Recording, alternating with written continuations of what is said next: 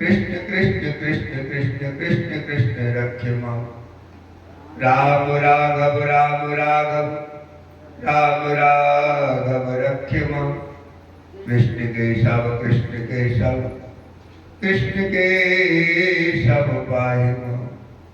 हे कृष्णा करुणा सिंधु दीनबंधु जगतपते गोपेश गोपकाकंत श्री राधा कंत नमोस्तुते।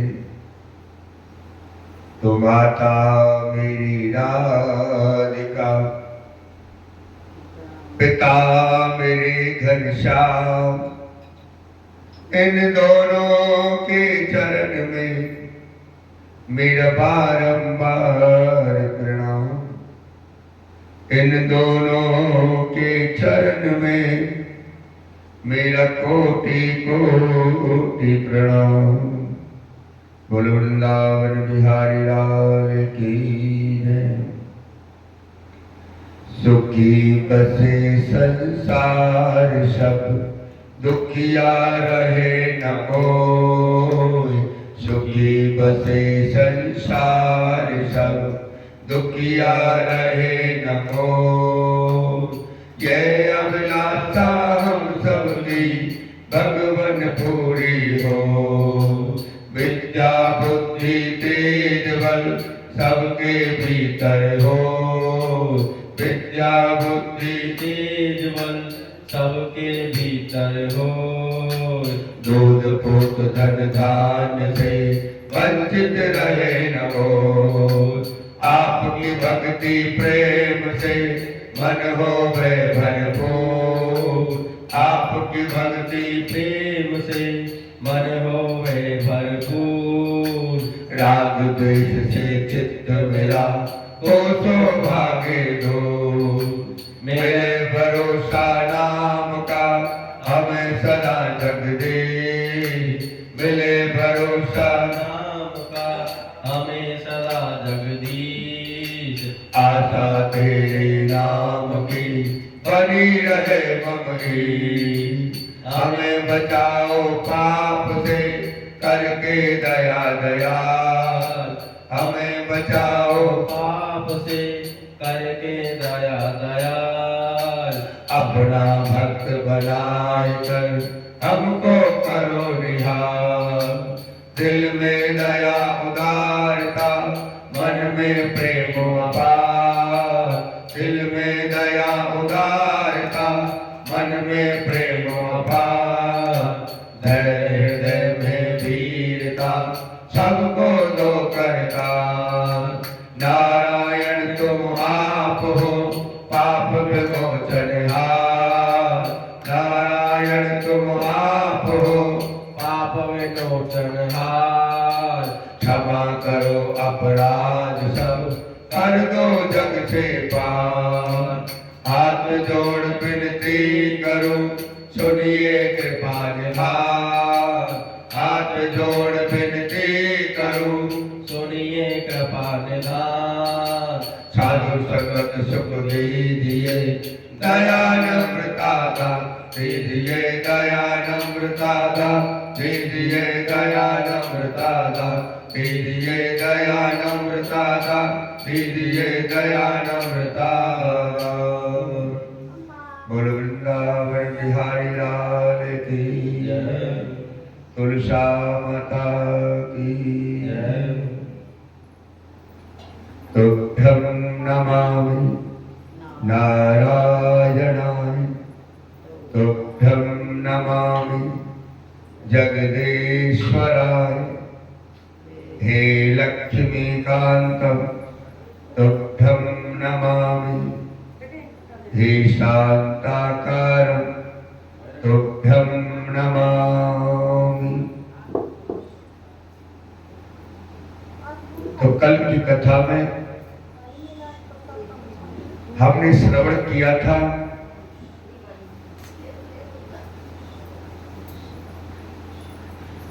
ग्रस्त के क्या क्या कर्तव्य होते हैं और जो पृथ्वी पर आजीविका रहित जीव हैं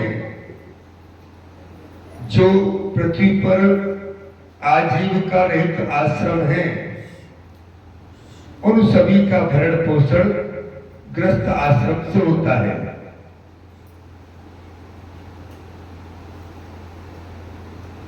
आज इतनी कथा सुनकर राजा पृथु कहने लगे कि हे नारद जी, अब आप कृपा करके तुलसी का महात्म्य बताने की कृपा करें कि तुलसी की महिमा क्या है और तुलसी का महात्म्य क्या है। नारद जी बोले, हे राजा पृथु,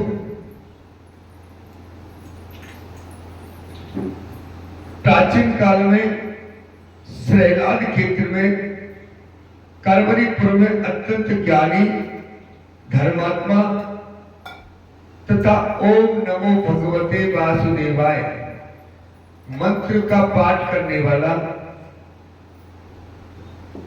एक ब्राह्मण रहता था। वो परम ज्ञानी था। प्रातः काल एक प्रहर रात्रि रहने पर वो खड़ा हो जाता था और कार्तिक के महीने में स्नान भी करता था, तुलसी रोपण करता था। उसका एक नियम था। एक दिन जब वह ब्राह्मण स्नान करने के लिए जा रहा था सरोवर में, तो उसने सामने से आती एक राक्षसी को देखा और वो ब्राह्मण डर गया। जब उस राक्षसी को देखा तो ब्राह्मण डर गया और उसके हाथ में तुलसी दल मिश्रित जो जल था, जो लोटा था हाथ में, उसको ही उस ब्राह्मण ने उसके ऊपर फेंका।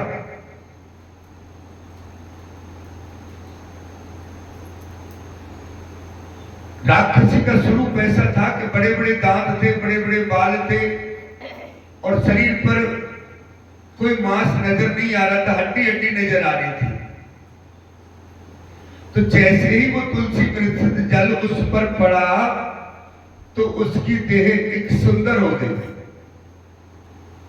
और वो हाथ जोड़कर ब्राह्मण से कहने लगी, हे ब्राह्मण देव, आपकी कृपा से आज मैं धन्य हो गई। यानी मुझसे कई पाप हुए थे जिसके कारण मैं प्रेत योनि में भटक रही थी, लेकिन आपकी कृपा से आज मेरी प्रेत योनि छूट गई है तुलसी मिश्रित जल से। तो ब्राह्मण बोला कि यह प्रेत योनि तुम्हें क्यों मिली? ऐसा तुमने कौन सा कृत्य किया था जिससे आपको हजारों वर्ष से प्रेत योनि आदि योनि में कष्ट भोगना पड़ रहा है? तो उसने कहा, हे ब्राह्मण देव, मैंने अपने जीवन काल में कोई शुभ कार्य नहीं किया। मेरा नाम तलहा था। मैं अपने पति से कभी दो मीठे शब्द नहीं बोले, न कभी उसको खाना बना के देना, न कभी जलपान कराना। बस मेरा नाम कलहा था और मैं सारे दिन कलह ही करती रहती थी किसी भी बात के ऊपर। तो इस कारण से दुखी होकर मेरे पति ने सोचा कि मैं दूसरी शादी कर लेता हूं।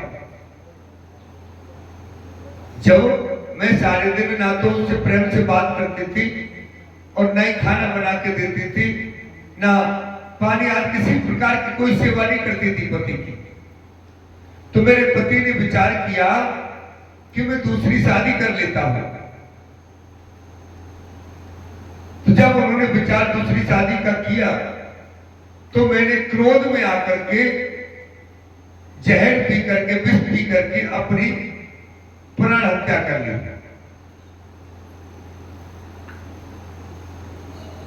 यमराज के दूत आए और मुझे ले गए। जब यमराज ने कहा चित्रगुप्त से, चित्रगुप्त इसके शुभ और अशुभ कर्मों के बारे में हमें बताओ, इसने क्या क्या शुभ कर्म किए, क्या क्या अशुभ कर्म किए, उनके बारे में बताओ। चित्रगुप्त ने जब गणना की तो चित्रगुप्त ने कहा कि महाराज इसके जीवन में कोई शुभ कर्म नहीं है, इसने पूरे जीवन एक भी शुभ कार्य नहीं किया है, कोई पुण्य का कार्य नहीं किया है, कोई धर्म का कार्य नहीं किया है। इसके ऊपर यमराज ने उसे दंड दिया कि तू जिस बर्तन में बनाती थी उसी में खाती थी, इसलिए तुझे पहला योनि जो मिलेगी बिल्ली की मिलेगी। जिस बर्तन में बनाती थी उसी में खाती थी, इसलिए पहली जो योनि मिलेगी वो तुझे बिल्ली का जन्म मिलेगा। तो कहे ब्राह्मण देव, मैं बिल्ली की योनि में भटकती रही। उसके बाद उन्होंने कहा तूने पति की सेवा नहीं की, इसके कारण पति से झगड़ती रही, पति की सेवा नहीं की, इसलिए दूसरी योनि मिलेगी तुझे सूकरी की, जो बिष्टा आद खाती रहती है, सूकरी की योनि मिलेगी। और तीसरा तूने जो है विष पी करके जो अपनी प्राण हत्या की, इसलिए तेरे प्रेत योनि प्राप्त होगी।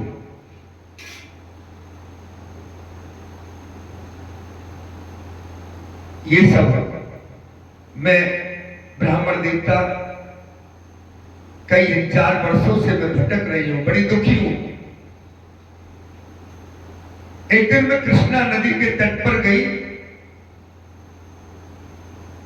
किसी वैश्य के शरीर में प्रवेश करके, तो जैसे मैं नदी के तट पर पहुंची तो भगवान विष्णु के पार्षद आए और उन्होंने मुझे धक्का देकर के उससे बाहर निकाल दिया।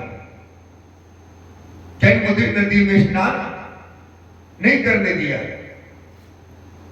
इस पर ब्राह्मण कहने लगा कि आपकी जो प्रेत योनि है उसके कारण कोई आप ऐसा कार्य नहीं कर सकते जिसके कारण प्रेत योनि से मुक्ति मिल जाए।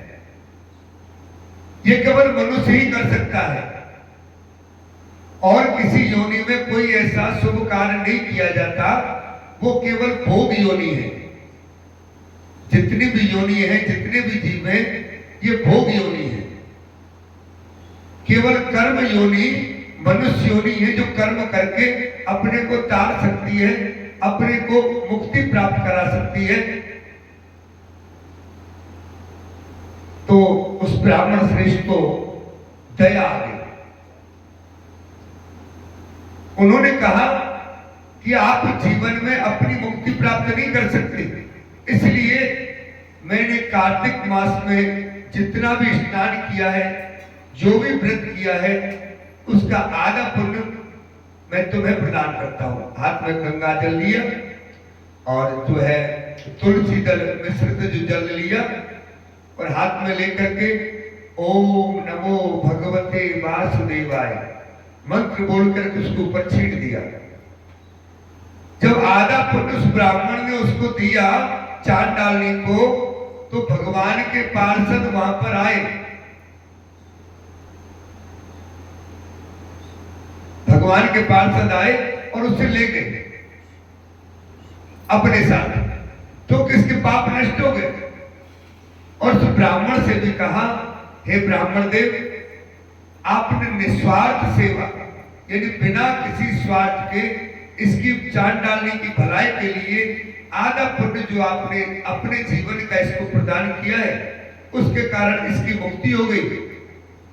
लेकिन आप भी अगले जन्म में राजा बनोगे, उसके बाद आपको भी भगवान की शरणागति मुक्ति प्राप्त होगी। इस तरह वो कहकर के चले गए। तो नारद जी कहते हैं, राजा प्रथु, तुलसी मिश्रित जल की इतनी महिमा है, तुलसी कितनी महिमा है कि जिससे हजारों हजारों करोड़ों पाप नष्ट हो जाते हैं। हमें सबको घर पे भी, मंदिर में तो ये सब होता ही है, घर पे भी लोटा में जल लेकर के उसमें गंगा जल डाले, ठाकुर जी सालगिराह आज जो हमारे घर में है उनको स्नान कराएं, और फिर स्नान कराने के बाद आरती पूजा करने के बाद उस जल को सभी के ऊपर छींटने के बाद में उसको आचमन भी करें, जलपान भी करें, क्योंकि मंत्र आता है, अकाल मृत्यु हरणम सर्व व्याधि विनाशनम विष्णु पादोदकम पीत्वा पुनर्जन्मना विद्धते। यानी भगवान नारायण का जो पादोदक हम ग्रहण करते हैं, उससे हमें बार बार जन्म मरण के चक्कर में नहीं पड़ना पड़ता। तो हमें ये प्रतिदिन अपने घर में भी करना चाहिए। मंदिर में आते हो तो जल अधिकांश सभी लेके ही जाते हैं, लेकिन घर में भी हमें करना चाहिए, अपने सारे परिवार को देना चाहिए। बोलो कार्तिक महात्मा की जय। और आज अहोई माता का व्रत है, तो आज जो भी अहोई माता का व्रत करती हैं माताएं बहनें, वो लगभग मंदिर में 11:30-12 बजे अहोई माता की कथा करते हैं दोपहर के टाइम। तो आपको जिसको भी सुननी है वो यहाँ पर समय पर पहुंचकर और कथा श्रवण कर सकते हैं। आज का जो अहोई का व्रत होता है, आज के दिन जो गिरिराज जी में राधा कुंड और कृष्ण कुंड है, वहां का भी बड़ा महत्व बताया जाता है। वहां स्नान करने के लिए लाखों की संख्या में भीड़ एकत्रित होती है। उसमें अनेकों तीर्थों का जो पाप हो जाते हैं, उनको अनेकों सारे तीर्थों का भगवान ने वहां पर आह्वान किया था। ऐसी कथा आती है कि भगवान नारायण ने सारे तीर्थों का उन पापों की निवृत्ति के लिए, मानसिक पाप जो कुछ हुआ था उसकी निवृत्ति के लिए सारे तीर्थों में जाना था स्नान करने के लिए, लेकिन ये संभव नहीं है।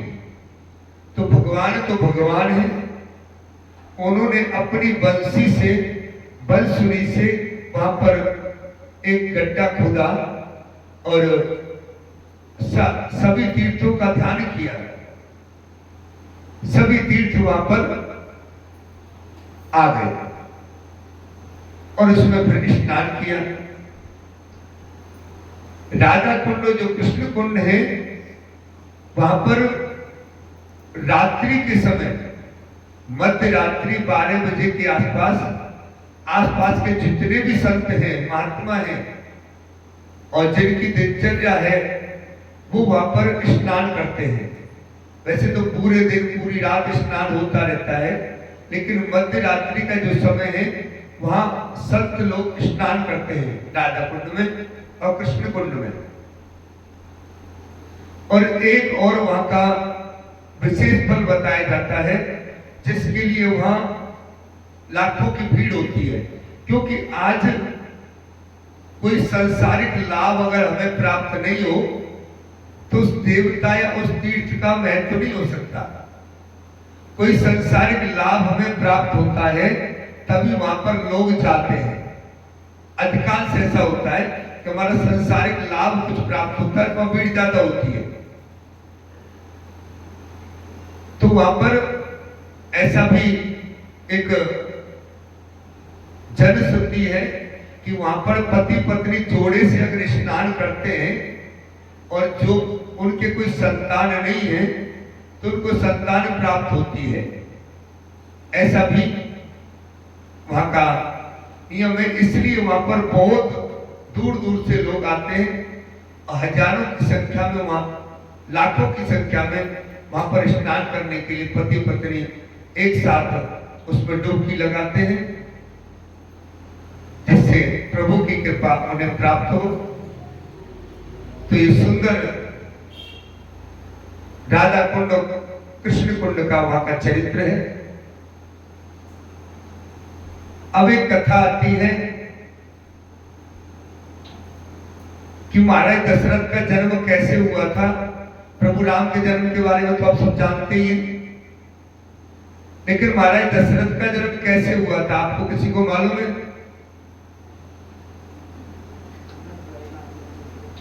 लेकिन पुराणों की कथा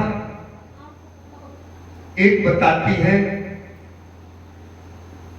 कि महाराज अज थे, दशरथ के पिता का नाम महाराज अज था। महाराज अज भगवान शिव की आराधना करते थे। एक दिन वो भगवान शिव की आराधना में बैठे हुए थे और उधर रावण आया युद्ध करने के लिए। रावण महाराज अज से युद्ध करने के लिए आया, लेकिन जब ध्यान साधना में महाराज अज बैठे हुए थे तो वो उस समय रुक गया और उनकी साधना को देखने लगा कि साधना कैसे करते हैं। तो जब साधना पूर्ण हुई तो महाराज अज ने हाथ में जल लिया, जैसे जल छोड़ते हैं तो सामने छोड़ते हैं, जब आराधना करते हैं तो जल लेकर के हाथ में सामने छोड़ते हैं और फिर या फिर लोटा जल रखते हैं तो उसे सूर्य नारायण हाथ को देते हैं। तो महाराज अज ने वो जल हाथ में लेकर तो पीछे फेंका। तो ये रावण देख करके बड़ा चकित रह गया कि महाराज अज ने जल पीछे क्यों फेंका है। जब आराधना करते हैं, कोई ध्यान करते हैं तो जल को आगे छोड़ते हैं, लेकिन उन्होंने पीछे क्यों फेंका, ये जिज्ञासा रावण के मन में आई। तो रावण ने कहा कि युद्ध हम बाद में करेंगे, पहले जाकर के ये पूछना चाहिए कि महाराज अज ने ये जल पीछे क्यों फेंका है। क्योंकि पहले युद्ध ज्यादातर धोखे से नहीं होते थे, नियम से होते थे।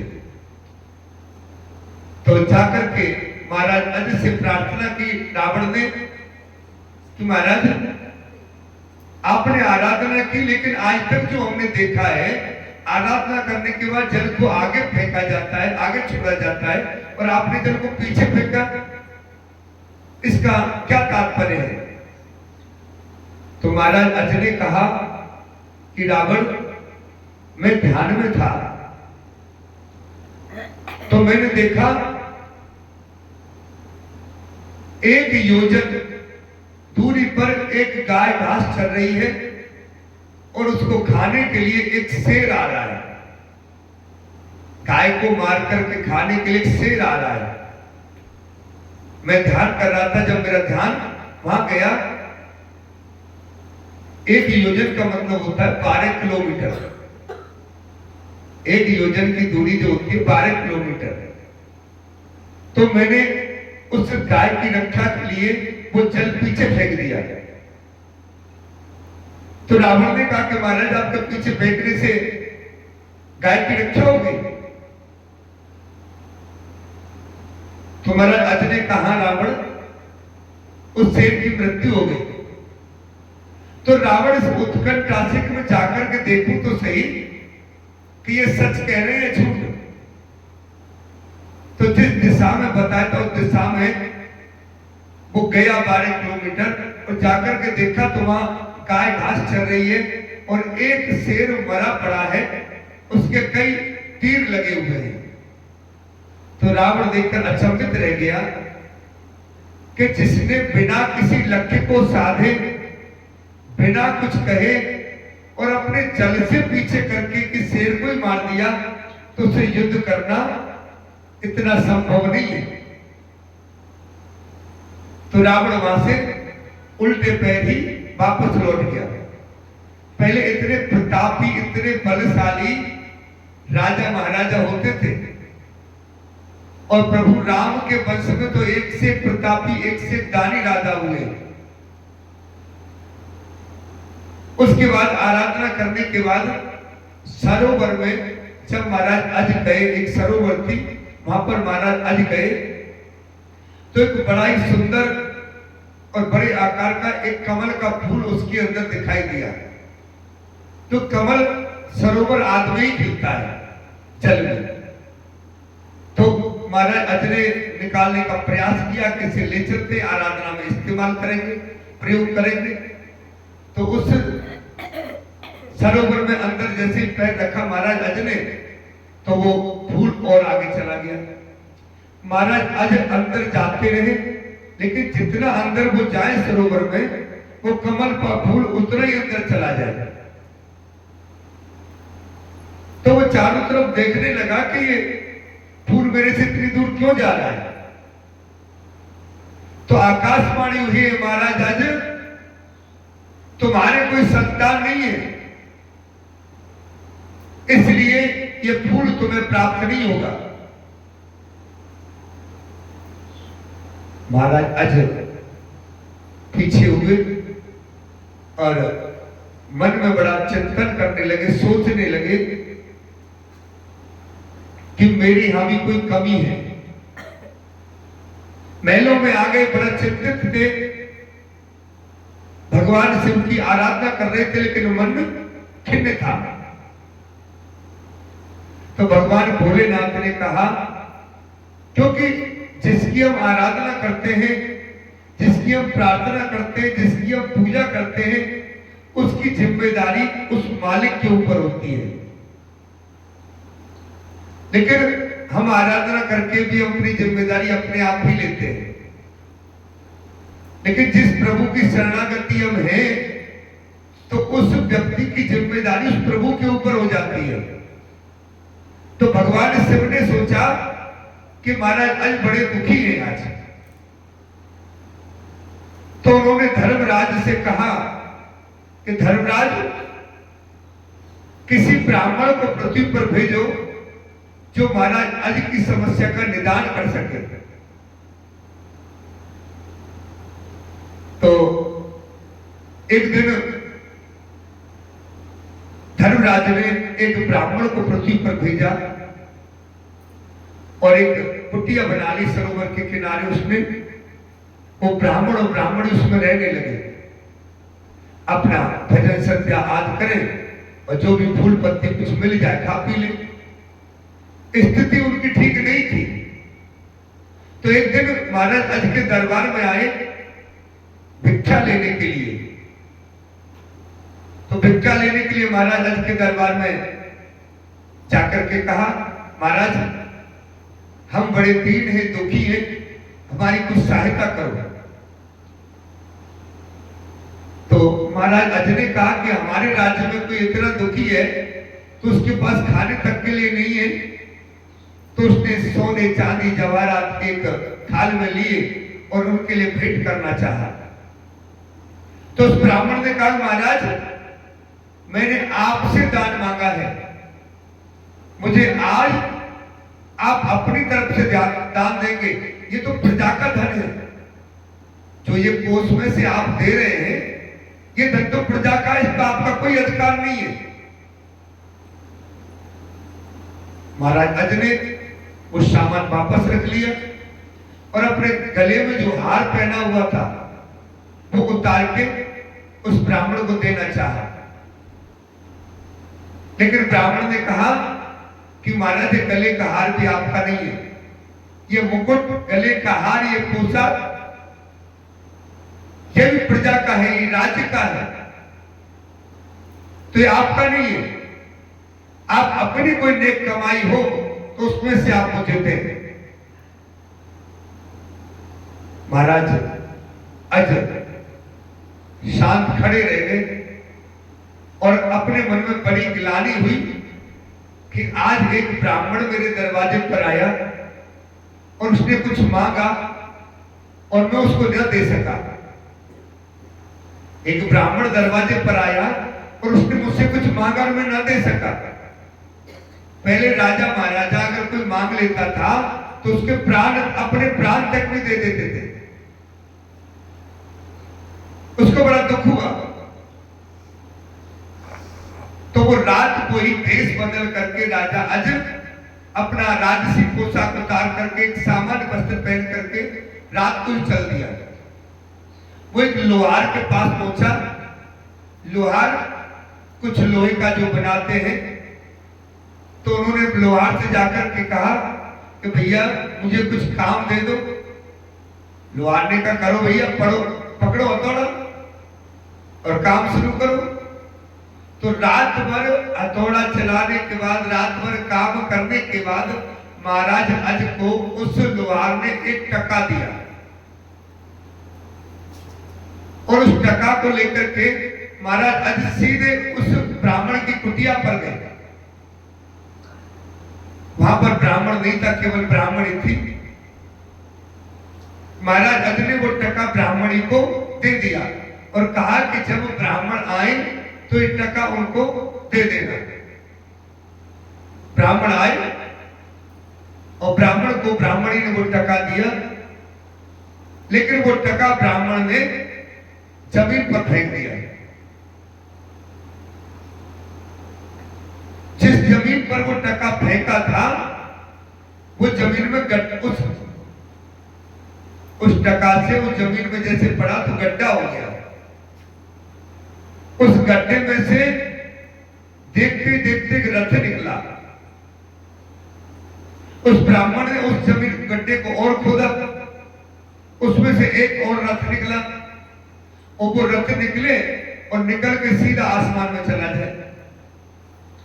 इस प्रकार खोदते खोदते 9 रथ निकल गए और वो निकल के सीधे आसमान में चले जाए। 10वीं बार में एक रथ निकला और उसमें एक राजकुमार बैठा हुआ था। उस राजकुमार ने आकर के ब्राह्मण को प्रणाम किया तो वो ब्राह्मण उस रथ को और उस राजकुमार को लेकर के महाराज अज के दरबार में गए और कहने लगे कि महाराज ये पुत्र आपका है। तो महाराज अज कहने लगे मेरा पुत्र कैसे?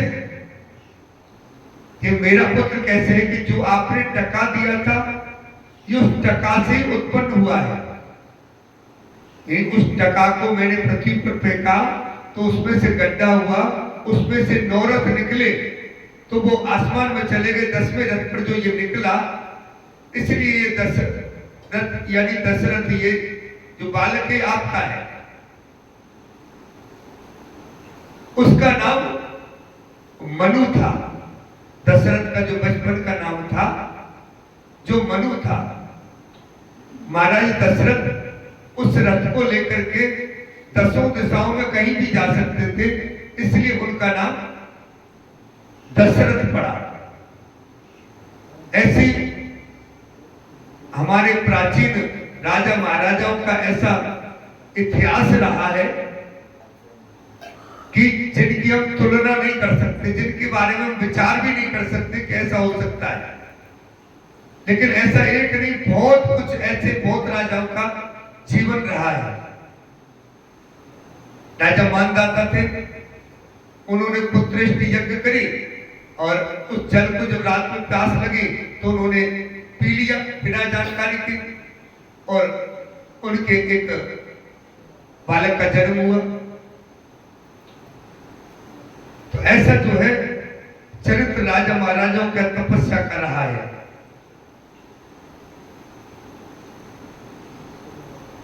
बोलो वृंदावन बिहारी लाल की जय। तुभ्यं नमः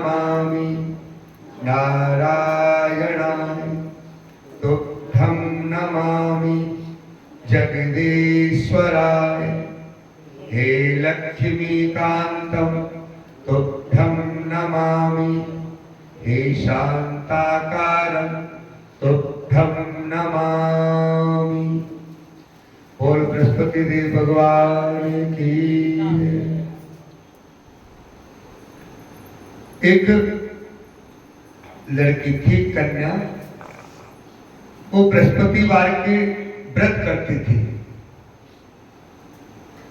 तो बृहस्पति महाराज आते और एक चांदी का कटोरा देख के उसको चले जाते, 4 लड्डू और एक चांदी का कटोरा। तो लड्डू का प्रसाद जो था वो तो खा लेती थी और चांदी का जो कटोरा था वो कोठरी में रख देती थी। एक दिन अचानक उसकी भाभी ने कोठरी खोल करके देखी तो कोठरी कटोरों से जगमग हो रही थी। तो उसने अपनी पड़ोसन से जाकर कहा, पड़ोसन बहन मेरे पे एक समस्या है, उसका मैं समाधान नहीं कर पा रही, क्या करूं?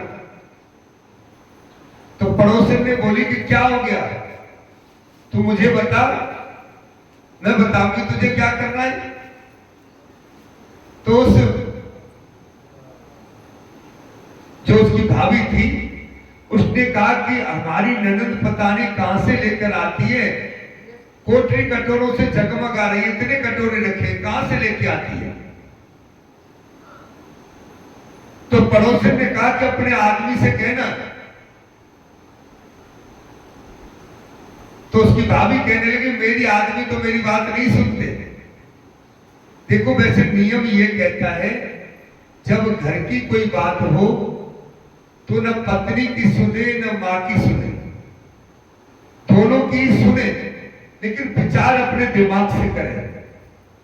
ऐसा नहीं है कि पत्नी की सुन करके मां को दंड दे दे, मां की सुन करके पत्नी को दंड दे दे, ऐसा नहीं है।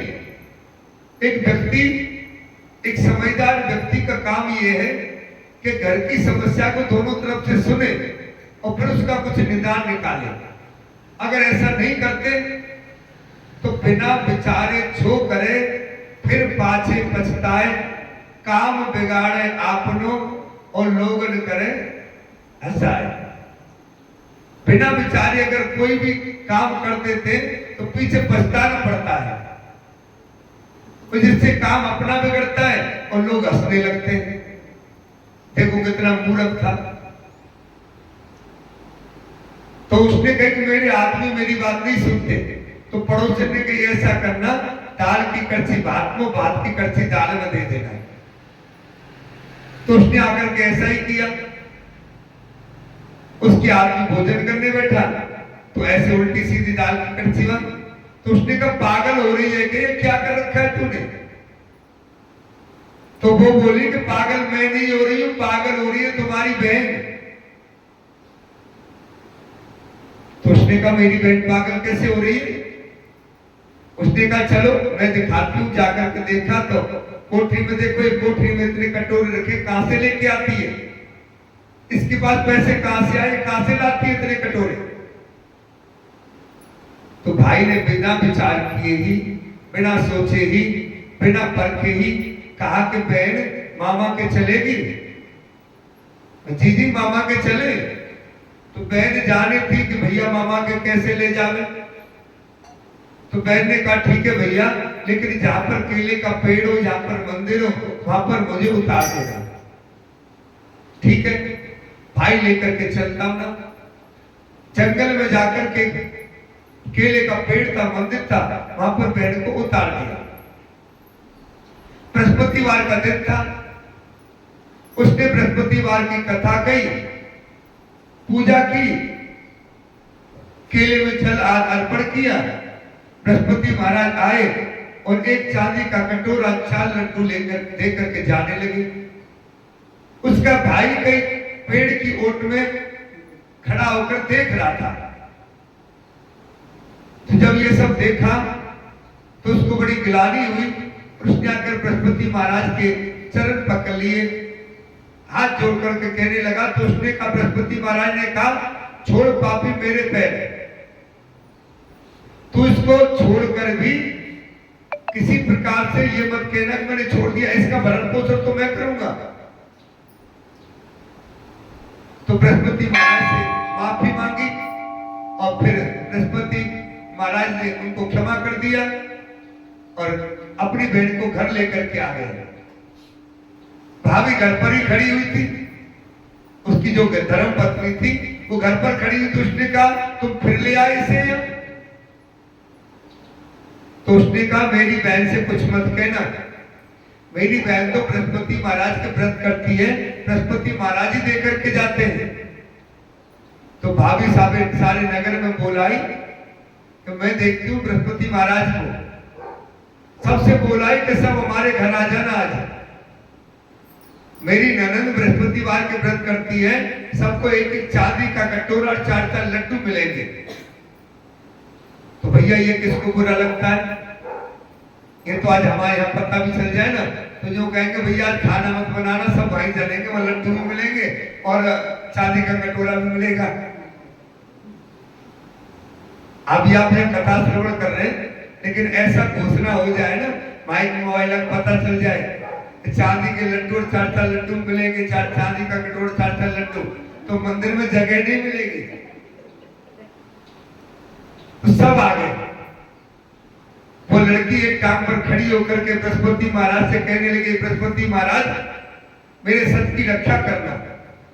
बृहस्पति महाराज आए और सबको चांदी का कटोरा और 4-4 लड्डू देकर के चले गए। हे बृहस्पति महाराज, जैसे उस लड़की की, उस कन्या की लाज तुमने रखी, वैसे सबकी रखना। कहते सुनते ओंकार वर्ते की बोल बृहस्पति महाराज की जय। राम आए लक्ष्मण आए, देश के पुजारी आए, निताने मकाने मिलाए,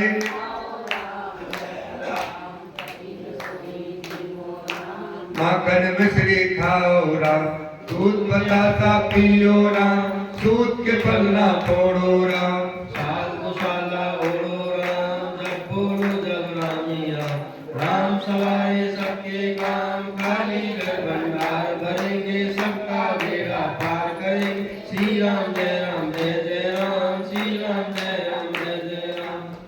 सीता माता कहानी कहती थी और श्री राम जी सुना करते थे। एक दिन प्रभु राम ने कहा कि सीता मुझे कहीं जाना पड़ रहा है। तो सीता माता बोली प्रभु मैं अपनी कहानी कैसे सुनाऊंगी? तो भगवान राम ने कहा कि ऐसा करना, कुएं की पार पर जाकर बैठ जाना, वहां औरतें पानी भरने आएगी, तेरी कहानी सुन लेंगी। सीता माता बोले ठीक है। सीता माता कुएं की पार पर जाकर बैठ गई। वहां एक बहू आई जिसे रेशम जरी की साड़ी पहन रखी थी, सोने का घड़ा ले रखा था। सीता मैया बोली बहन मेरी कहानी सुन ले। वो बहू बोली जितने में तेरी कहानी सुनूंगी मुझे देर हो जाएगी, घर में सांस लड़ेगी। जैसे आज कह देती है सभी बहुएं, तो हम कहते हैं कि भैया सुबह कथा होती है कार्तिक की, आ जाओ। कार्तिक स्नान का बड़ा महत्व होता है। पंडित जी सुबह खड़ा नहीं हुआ जाता, शाम को तो मैं सोच के सोती हूँ कि सुबह जल्दी खड़ी होंगी, और लेकिन सुबह जब खड़ी होती हूँ तो हिम्मत ही नहीं होती। पता नहीं क्या हो जाता है। होता कुछ नहीं है, अभी जो हमारे कर्मों के पाप है ना, वो हमें आगे नहीं बढ़ने देते, वो हमें आगे नहीं जाने देते, कोई धर्म कार्य नहीं करने देते, कोई अच्छे कार्य नहीं करने देते, जो हमारे पाप है। लेकिन यदि हम दृढ़ता से किसी कार्य को करें, संकल्प ले ले कि ये कार्य हमें करना ही है, तो कोई पाप नहीं रोक सकता। शाम को भगवान से कहकर के सोए प्रभु मेरी इच्छा है कि मैं कार्तिक में स्नान करूं और ये नियम करूं कि थोड़ी कृपा करना कि जिससे मैं सुबह जल्दी खड़े होकर के स्नान करने के लिए चली जाऊं। तो प्रभु की कृपा जरूर होगी। लेकिन हमारी बुद्धि तो अटकी रहती है। हम ज्यादातर ये सोचते इधर चले कि इधर चले, ये करें कि वो करें। हमारा कोई संकल्प है ही नहीं। केवल हमारा एक ही संकल्प है कि हम चैन की नींद सुखी कैसे रहें। बस आगे क्या होगा, कैसे होगा, मरने के बाद कहां जाएंगे, क्या कुत्ता बनेंगे, सुगर बनेंगे, बिल्ली बनेंगे, इसका कुछ हमारे पास विचार नहीं है। केवल आज का हिसाब है कि उसकी पार्टी में जाएंगे तो कौन सी साड़ी पहन के जाएंगे, और उसकी जब शादी में जाएंगे तो कौन सा लहंगा पहन के जाएंगे। बस ये सब हमारे पास अच्छी तरह से लगा के रखते हैं, लेकिन जब मर के जाएंगे तो कहां जाएंगे इसका हिसाब हमारे पास नहीं है।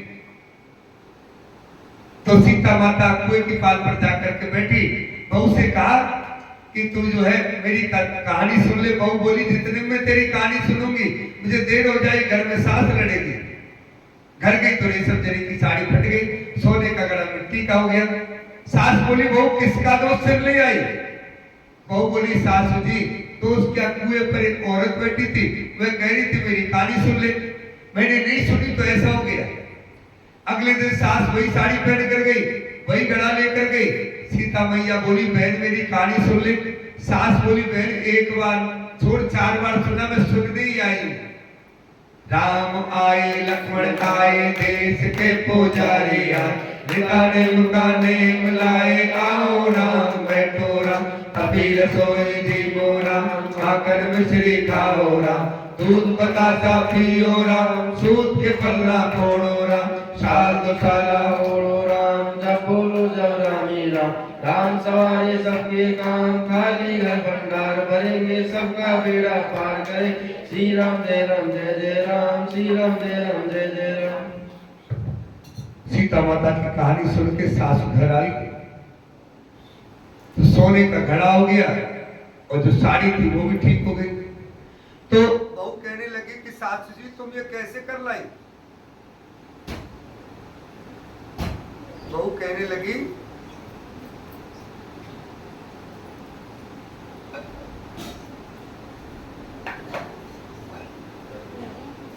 लगी सासू जी तुम ये कैसे कर लाई।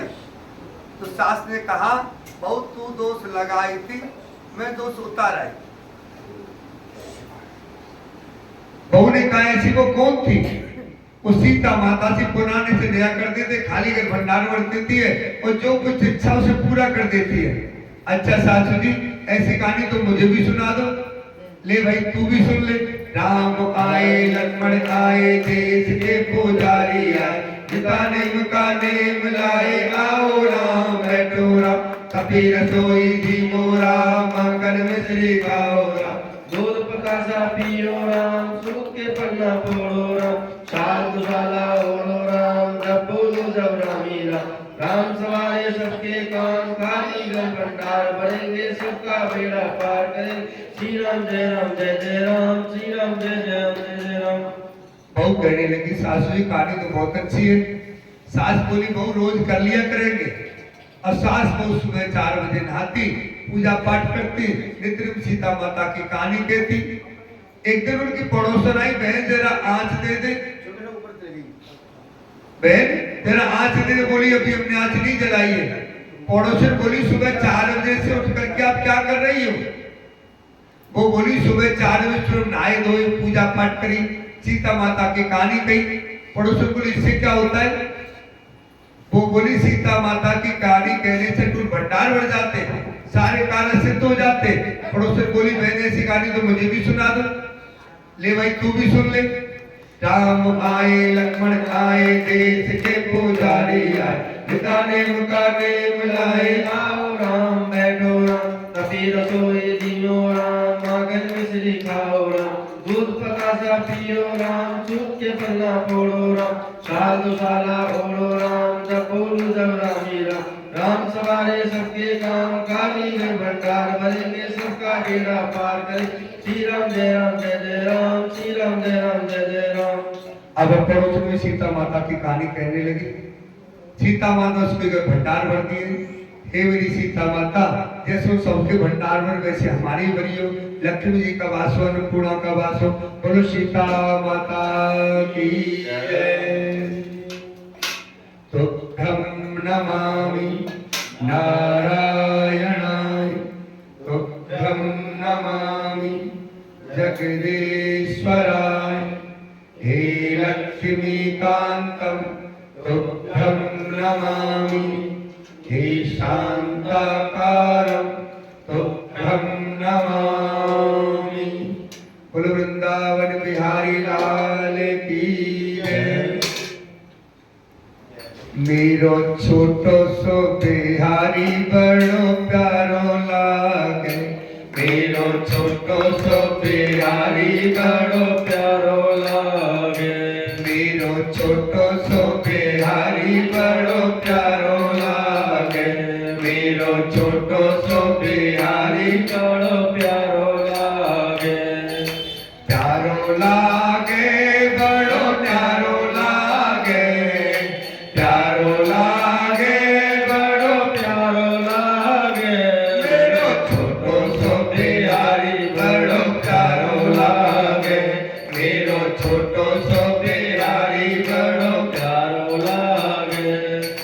छोटे से बिहारी की बड़ी बड़ी अखियां, छोटे से बिहारी की बड़ी बड़ी अखियां, छोटे से बिहारी की बड़ी बड़ी अखियां, छोटे से बिहारी की बड़ी बड़ी अखियां, बड़ी बड़ी अखियां, बड़ी बड़ी अखियां, बड़ी बड़ी अखियां, बड़ी बड़ी अखियां, अखियों के बीच कजरारो लागे, अखियों के बीच गजरारो लागे, मेरो छोटो सो बिहारी बड़ो प्यारो लागे, मेरो छोटो सो बिहारी बड़ो प्यारो लागे। छोटे से बिहारी का पीला है पटका, छोटे से बिहारी का पीला है पटका, छोटे से बिहारी का पीला है पटका, छोटे से बिहारी का पीला है पटका, पीला है पटका, पीला है पटका, पीला है पटका, पीला है पटका, पटके पे नीली किनारी लागे, पटके पे नीली किनारी लागे, मेरो छोटो सो बिहारी बड़ो प्यारो लागे, मेरो छोटो सो बिहारी बड़ो प्यारो लागे। छोटे से बिहारी के मांगों में कंगना, छोटे से बिहारी के हाथों में कंगना, छोटे से बिहारी के हाथों में कंगना, छोटे से बिहारी के हाथों में कंगना, हाथों में कंगना, हाथों में कंगना, हाथों में कंगना, हाथों में कंगना, माखन जो खाए खन खन बाजे, माखन जो खाए खन खन लागे, मेरो छोटो सो बिहारी बड़ो प्यारो लागे, मेरो छोटो सो बिहारी बड़ो प्यारो लागे। छोटे से बिहारी के पाँवों में पायलिया, छोटे से बिहारी के पाँव में पायलिया, छोटे से बिहारी के पाँव में पायलिया, छोटे से बिहारी के पाँव में पायलिया, पाँव में पायलिया, पाँव में पायलिया, पाँव में पायलिया, पाँव में पायलिया, पाँव में पायलिया, पाँव में पायलिया, पाँव में पायलिया, पाँव में पायलिया, चले तो छम छम छम बाजे, चले तो छम छम छम बाजे, मेरो छोटो सो बिहारी बड़ो प्यारो लागे, मेरो छोटो सो बिहारी बड़ो प्यारो लागे, मेरो छोटो सो बिहारी बड़ो प्यारो लागे, मेरो छोटो सो बिहारी बड़ो प्यारो लागे, प्यारो लागे बड़ो न्यारो लागे, प्यारो लागे बड़ो न्यारो लागे, मेरो छोटो बिहारी बड़ो प्यारो लागे, मेरो छोटो सो बिहारी बड़ो प्यारो लागे, मेरो छोटो सो बिहारी बड़ो प्यारो लागे। बोलो वृंदावन बिहारी लाल की जय।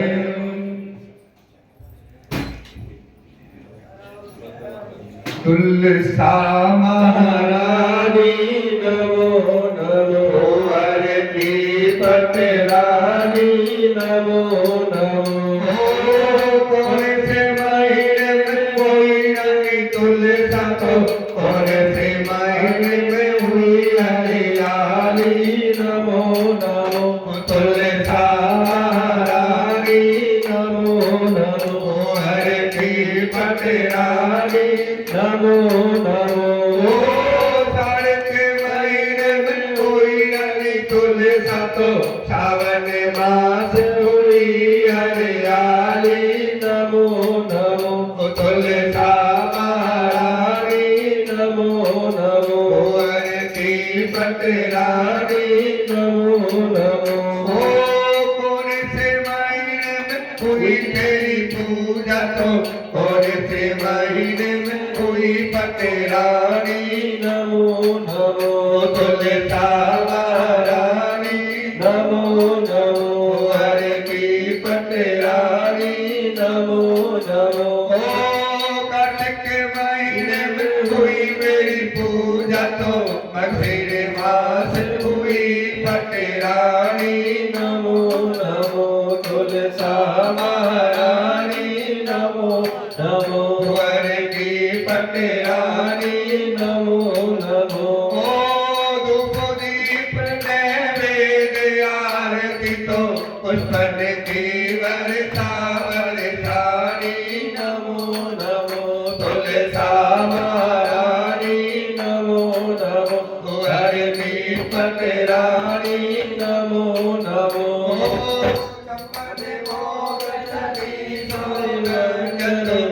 तुलसा हर की नमानी।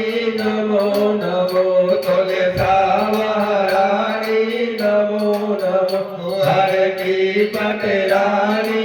नमो नमो, जो कोई तुलसा तो सवेरे गाए तो श्री कृष्ण के दर्शन पाए।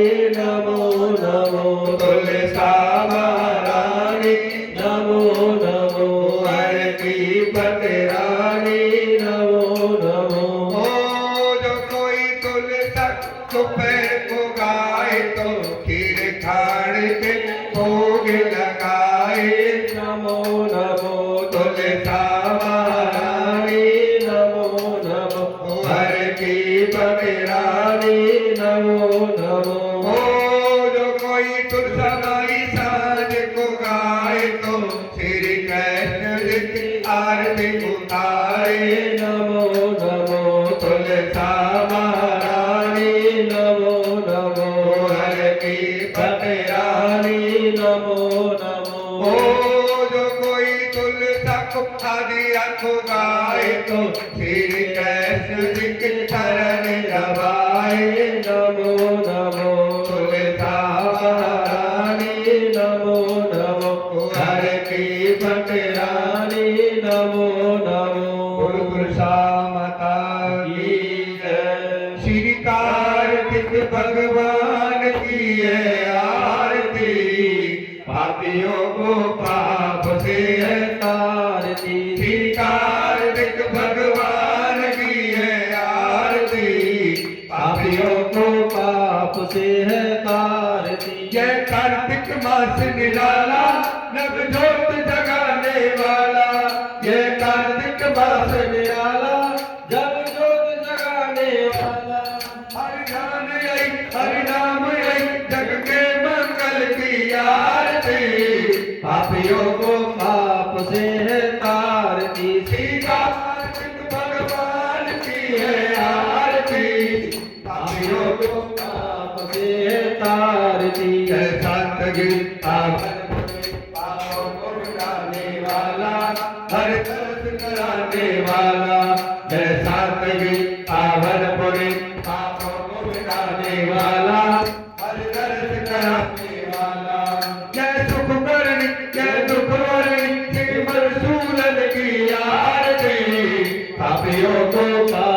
से है तारती, श्री कार्तिक भगवान की है आरती, पापियों को पाप से है तारती। जय मधुर बोल भगवंत बोल, सन्मार्ग बताने वाला, बिगड़ी को बनाने वाला।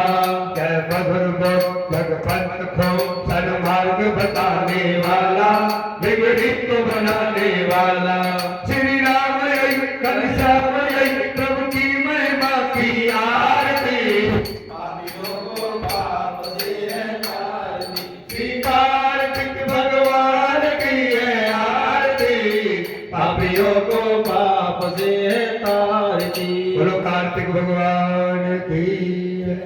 बांके बिहारी तेरी आरती गाओ, बांके बिहारी तेरी आरती गाओ, आरती गाओ प्यारे आपको मनाओ, आरती गाओ प्यारे आपको मनाओ।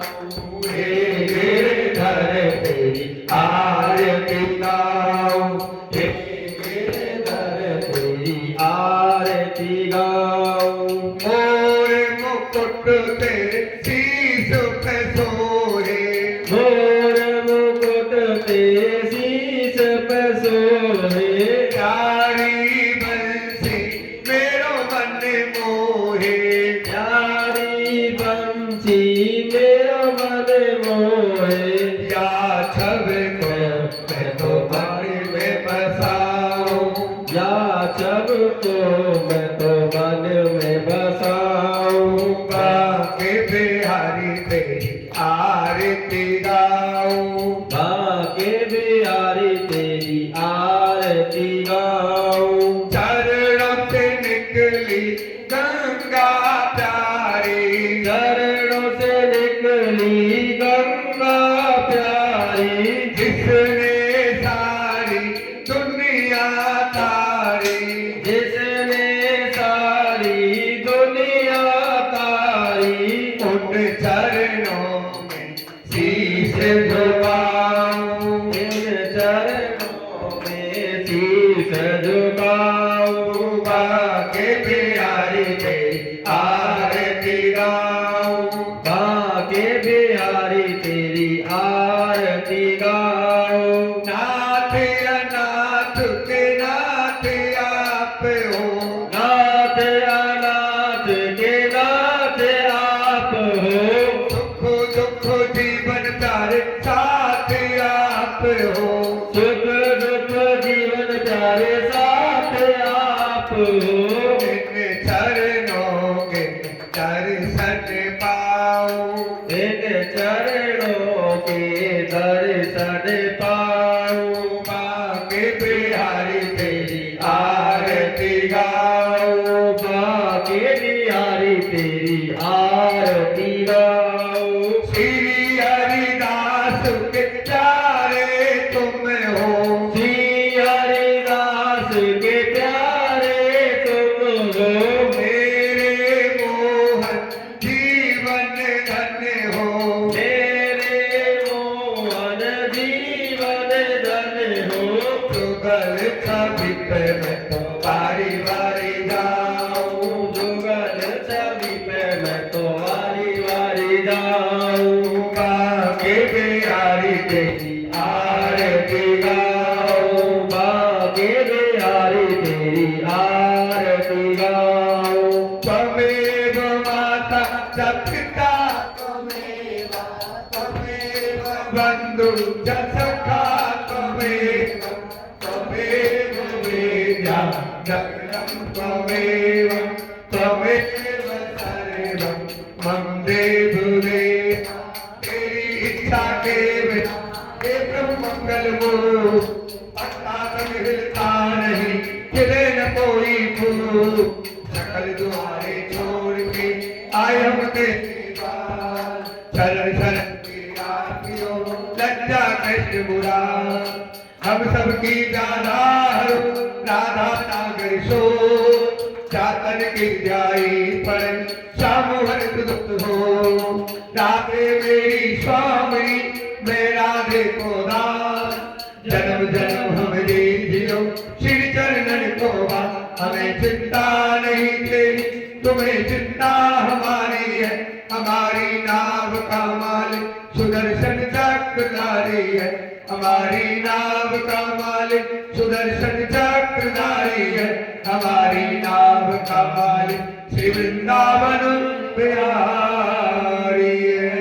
बोल वृंदावन बिहारी लाल की जय। राधा रानी की जय। तुलसा माता की जय। बलदाऊ जी महाराज की जय। लक्ष्मी रमण भगवान की जय। मर्यादा पुरुषोत्तम रामचंद्र भगवान की जय। शिव शक्तिश्वर महादेव की जय। संकट मोचन हनुमान जी महाराज की जय हो। अपने अपने माता पिता की जय हो। सतगुरुदेव महाराज की जय हो। की माता की जय हो। गौ माता की जय हो। भारत माता की जय हो। सत्य सनातन धर्म की जय हो। भाई मेरी सच्चिया जोता वाली माता तेरी सदा ही जय। जयकारा शेरा वाली लाल। बोल साचे दरबार की जय। जय जय श्री राम जय जय श्री राम जय जय श्री राधे श्याम। धर्म की जय हो। धर्म की जय हो। अधर्म का नाश हो। अधर्म का नाश हो। प्राणियों में सद्भावना हो। प्राणियों में सद्भावना हो। विश्व का कल्याण हो। विश्व का कल्याण हो। विश्व का कल्याण हो। ओम नमः पार्वती पदे हर हर महादेव। शंभो भोलेनाथ की जय हो। सबको राम राम राम।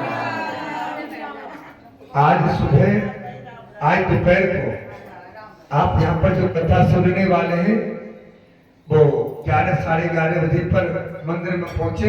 जिसको भी कथा सुननी है और नहीं सुननी है तो जैसी आप सबकी इच्छा, जो भी सुनना है वो 11 साढ़े 11 बजे पहुंच जाएगा। तो आज की जो है अहोई अष्टमी की कथा, जैसे करवा चौथ की कथा अपने पति की दीर्घ आयु और कल्याण के लिए की जाती है, उसी प्रकार अहोई अष्टमी की कथा अपनी संतान की रक्षा के लिए की जाती है। तो आप सभी 11:30 बजे यहाँ पहुंच करके और कथा श्रवण करें। और जो भी YouTube के माध्यम से कथा श्रवण करना चाहते हैं वो YouTube चैनल गुरु जी 1108 पर कथा को निरंतर श्रवण कर सकते हैं। कुछ अवरोध 2-3 दिन से हमारा कथा में चल रहा था लैपटॉप टूटने के कारण, तो उसका कुछ समाधान किया है। तो आप सभी YouTube चैनल गुरु जी 1108 पर ये कथा निरंतर श्रवण कर सकते हैं। बोलो कार्तिक महात्मा की जय।